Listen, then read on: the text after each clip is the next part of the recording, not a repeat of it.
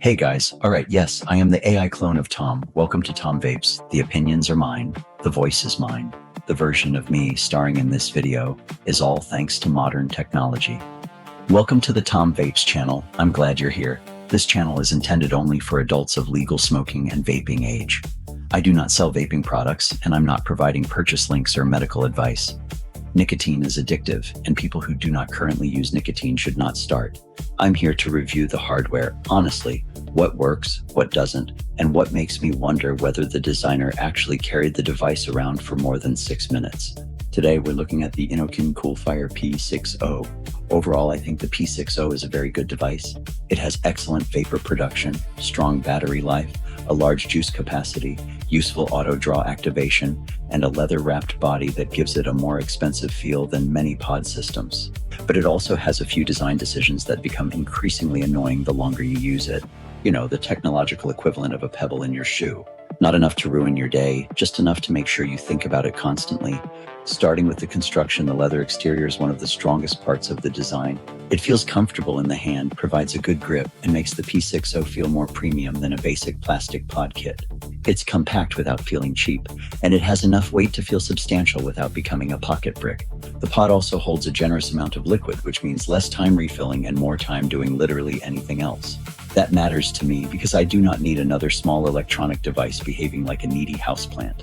Battery life has been very good in my experience. The internal 3,200 mAh battery lasts well through regular use, and USB-C charging keeps things straightforward. The screen displays the essentials, including wattage, battery level, resistance, and puff counter. It works, but the interface definitely feels dated.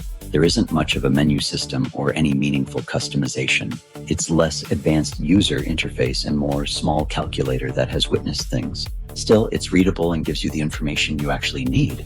I've mainly been using the 0.4 ohm pod, which the device restricts to a range of 40 to 60 watts. Within that range, the vapor production is excellent. The vapor is dense, the flavor is good, and the P60 can produce surprisingly large clouds for such a compact device. It gives you the kind of output you might normally expect from something significantly larger. However, the restricted wattage range is also one of my main complaints. The device itself is capable of operating below 40 watts, but when this particular pod is installed, the chipset locks you inside Innokin's recommended 40 to 60 watt range. You cannot select 30 watts, you cannot select 20 watts, you cannot select 10 watts just to see what happens. The device has decided that you've had enough choices for one day.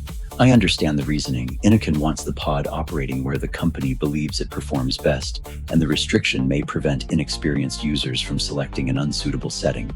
But I still see it as a lack of control. Sometimes I want a cooler vape, sometimes I want less vapor, lower liquid consumption, or longer battery life. I would prefer a range closer to 30 to 60 watts, or ideally, full adjustment with a warning when I leave the manufacturer's recommended range. Give me the warning, give me the recommendation. But after that, let me make my own questionable decisions. I'm an adult. There also doesn't appear to be supported computer software or a user-accessible firmware setting that overrides the restriction. The USB-C connection charges the device. It does not unlock a secret engineering menu. Apparently, plugging it into a laptop does not make it respect you more. One feature that deserves real credit is the auto draw activation. You can fire the P60 simply by inhaling instead of pressing the button. Auto draw is common on small, low-powered pod systems, but it is much less common on a device capable of producing this level of power and vapor. And honestly, I really like having it. Many users specifically search for auto draw devices, including me. It makes the experience feel quick and natural, especially when your other hand is occupied, or when locating one button has somehow become an unacceptable burden. Apparently, pressing a button was the final inconvenience modern technology needed to eliminate. You still retain traditional button activation, so you can choose whichever method you prefer. The auto draw is one of the P60's standout features, and a genuine reason someone might choose it over another higher-powered device.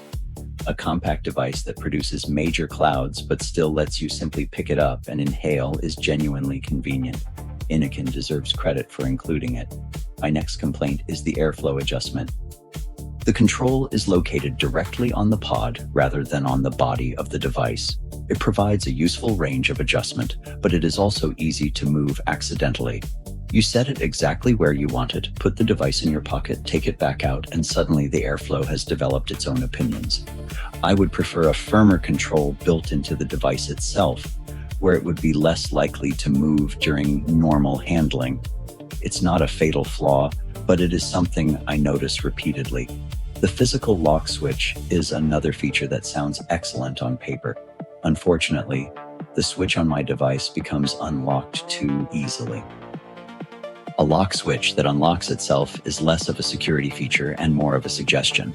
I would like it to have a firmer, more deliberate movement so I could trust it inside a pocket or bag. It is a good idea that needs slightly better execution. So, the Coolfire P60 is not perfect. The display feels dated. The airflow adjustment moves too easily. The lock switch could be more secure, and the chipset removes some of the wattage control that experienced users may want. But the fundamentals are strong. You get excellent vapor production, good battery life, a large juice capacity, comfortable construction, a premium feel, and something surprisingly unusual at this power level, genuinely useful auto draw activation. The P60 sometimes takes away control where I want it, but then gives me convenience where many higher powered devices don't. Apparently, our relationship is complicated. For someone who wants a simple and powerful pod system, likes auto draw, and doesn't mind remaining inside Innokin's preset wattage ranges, the P60 is a very solid device. For someone who wants complete control over every setting, the chipset may feel like a very polite babysitter. Overall, I would call the Coolfire P60 a very good device with several frustrating design choices. The performance is excellent, the freedom is supervised. Now I want to hear from you.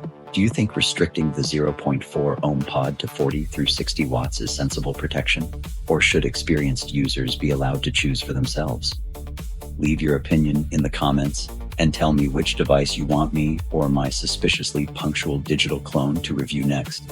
Subscribe to Tom Vapes for honest hardware reviews, real-world use, and no hype.